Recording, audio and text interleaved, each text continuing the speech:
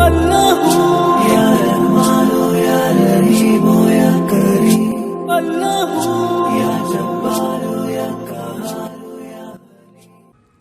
اب قاضی لوگ کیا کر رہے ہوتے ہیں، وہ نکاح پڑھاتے ہوئے ان گواہوں کے نام بھی لے رہے ہوتے ہیں، برو برو، ایک تو پرانی اردو استعمال کرتے ہیں، میں اتنے مہر میں اند طلب سکہ رائج الوقت، ابے 50,000 روپے کا مطلب 50,000 روپے، اس میں سکہ تو ہے ہی نہیں ہے۔ تو کیا کوئی پرانے زمانے کی کرنسی پہ بھی کوئی نکاح پڑتا ہے کہ جی میں 50,000 دینار جو نبی کے دور میں چلا کرتے تھے تو سکہ رائج میں دیکھتا ہوں نا بعض لوگ جو نکاح پڑھاتے ہیں عجیب اسٹائل میں، وہ امپریشن ڈال رہے ہوتے ہیں کہ اس طرح جو نکاح ہوگا نا یہ ہوتا ہے خاندانی، اور لوگ بھی ڈر جاتے ہیں کہ یار نکاح پڑھانا بڑا مشکل کام ہے، یہ تو کسی پروفیشنل آدمی سے ہی پڑھوانا چاہیے۔ نکاح پڑھانا دنیا کا سب سے آسان کام، بہت آسان کام ہے، ایجاب و قبول ہے بھائی، وہ کر لے یا دولہا کی طرف سے آپ، میں وکیل بن جاتا ہوں اکثر نا بھائی، لڑکی والوں سے میں پوچھتا ہوں مجھے اجازت دے دو، کہتے ہیں اجازت ہے، تو اب میں لڑکی کا وکیل میں بن گیا، تو میں کہتا ہوں بھائی میں نے فلانی لڑکی کا نکاح آپ سے کرا دیا ہو گیا، میں قبول کیا، ہو گیا، یہ سارے گواہ موجود ہیں نا، مہر کا زبان سے تذکرہ ہو جائے، وہ اتنے مہر میں اتنے روپے، اتنے ڈالر، اتنے ریال، اتنے درہم، ٹھیک ہے نا، اور جس ملک میں بیٹھے ہیں اسی ملک کی کرنسی۔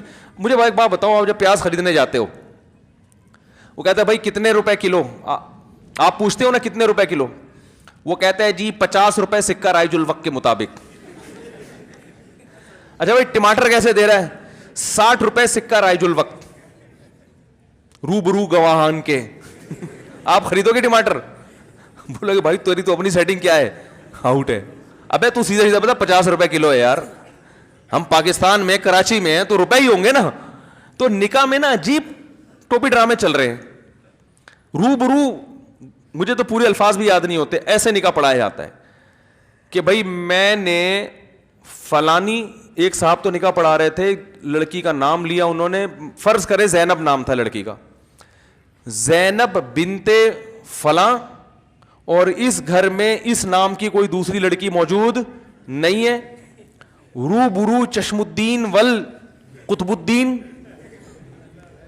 گواہ، اور ایک اور پتہ نہیں کوئی اسی ٹائپ کے سبکتگین لگا لیں آپ، اتنے مشکل مشکل نام، فلانے بن فلانے کے گواہ میں، اور لڑکی کے ولی جناب ذوالقرنین حیدر، کچھ بھی لگا دو، مجھے نہیں پتا کوئی ذوالقرنین حیدر بیٹھے ہوئے ہوں، تو اتنی وہ دولہا بھول ہی گیا کہ ہو کیا رہا ہے،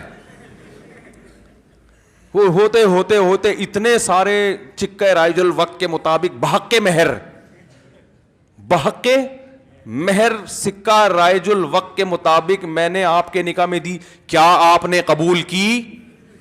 ابے کیا جج عدالت لگی ہوئی ہے کیا، اس سے قتل اگلوا رہے ہو؟ بھائی تم نے 5 آدمیوں کو قتل کیا اتنے، کیا تم قبول کرتے ہو؟ قاتل کہتے ہیں ہاں میں قبول کرتا ہوں۔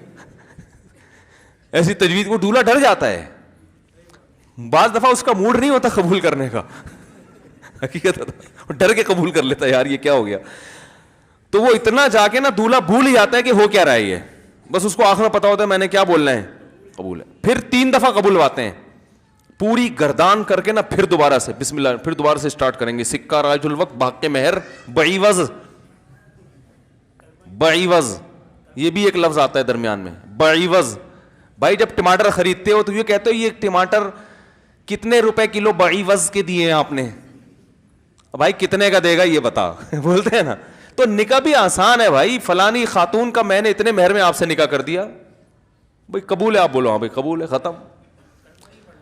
وہ ہے نا ایک لکھنؤ کا آیا، لکھنؤ کے لوگ بڑے اردو خاندانی ہوتی ہے نا، وہ آیا کراچی میں یا کہیں پنجاب میں گیا، پنجاب میں تو وہاں کیلے بک رہے تھے، کہتے ہیں آپ کیلے عددن دیتے ہیں یا وزنن، یعنی وزن کے ذریعے دیتے ہیں تول کے، یا یہاں عدد گن کے دیے جاتے ہیں؟ تو بھائی جان اب سبزی والے سے پوچھ رہا ہے، وہ پھل والے سے، ریڑھی والے سے، لکھنؤ کا، کہہ رہے آپ کے ہاں کیلے عددن بکتے ہیں یا وزنن؟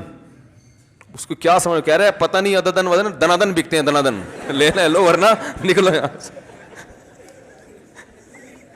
کہہ رہے ہمارے ہاں کیلا، وہ 3-4 دفعہ اس نے پوچھا نا، وہ سبزی والا منہ دیکھ رہا ہے اس لکھنؤ والے کا، بھائی تو بول کیا رہا ہے؟ وہ کہہ رہا ہے بھائی میں آپ سے پوچھ رہا ہوں آپ کے ہاں کیلے عددن بکتے ہیں یا وزنن؟ پھر وہ کیا بولے؟ کہہ رہا ہے بھائی میں پوچھ رہا ہوں عددن بکتے ہیں یا وزنن؟ تو وہ پھر جھنجلا کے بولتا ہے دنادن بکتے ہیں، دنادن، صبح و شام بکتا ہے مال، لینا ہے لو ورنہ نکلو یہاں سے. تو ایسے ہی نکاح ایسا ٹیکنیکل طریقے سے پڑھایا جاتا ہے. بحق مہر، پتہ نہیں اور بھی کچھ الفاظ ہیں مجھے تو یاد ہی نہیں ہوتے. تو نکاح پڑھانا دنیا کا آسان ترین کام ہے.